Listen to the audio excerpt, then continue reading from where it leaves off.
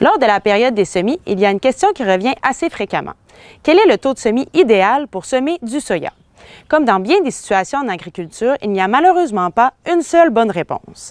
C'est pourquoi, aujourd'hui, je vous parlerai des principaux facteurs à considérer pour choisir le taux de semis dans la culture du soya.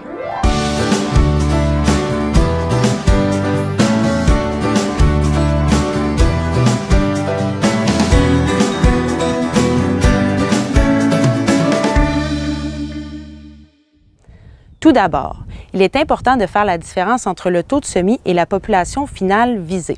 Il est préférable de déterminer la population finale que l'on veut obtenir.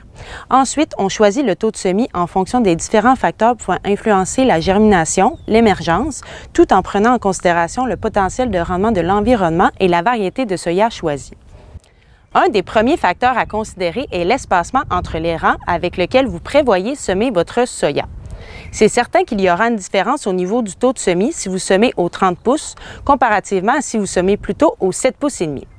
En général, on devrait viser une population finale plus élevée lorsque nous avons un espacement entre les rangs qui est réduit, le taux de semis étant inversement proportionnel à l'espacement entre les rangs. De plus, il est important de savoir que pour un espacement donné, il y a une population minimum à respecter si vous voulez éviter de constater une perte de rendement en fin de saison.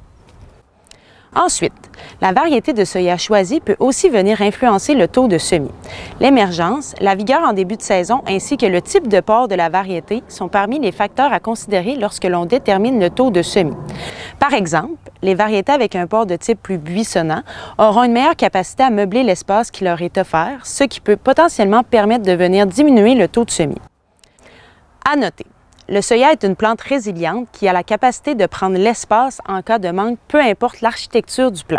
Certaines variétés auront simplement une meilleure capacité que d'autres à le faire. Bien que la variété de soya ait une certaine influence sur le taux de semis, il est important de considérer aussi l'environnement dans lequel elle sera semée.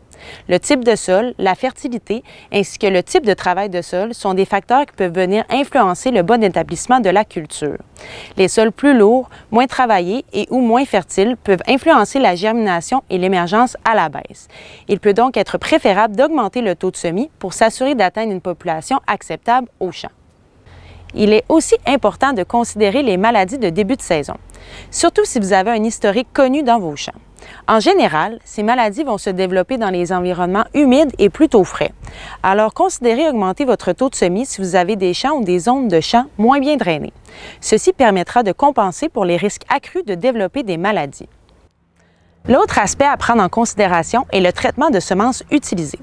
Dans la situation où vous utilisez de la semence non traitée, il pourrait être plus prudent d'augmenter le taux de semis afin de compenser pour les risques de perte associés aux maladies et aux insectes qui pourraient se retrouver dans le sol en début de saison. Par la suite, il faut bien entendu prendre en considération les conditions lors des semis. Certaines conditions peuvent diminuer le pourcentage de germination et d'émergence des plants de soya. Par exemple, le manque d'humidité ou un surplus d'eau après les semis, la compaction ou encore un sol qui tarde à se réchauffer sont tous des facteurs qui peuvent venir influencer la germination et l'émergence adéquate du soya. L'autre élément à prendre en considération est la date à laquelle le semis est effectué.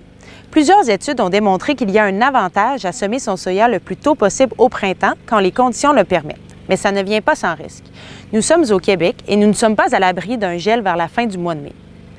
À l'inverse, parfois, les conditions ne permettent pas de semer tôt, ou du moins pas dans les dates optimales.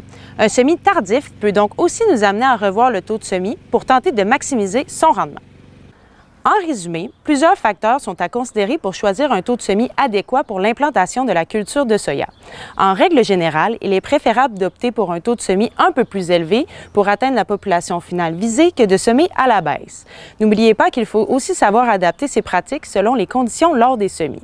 Visez plus haut!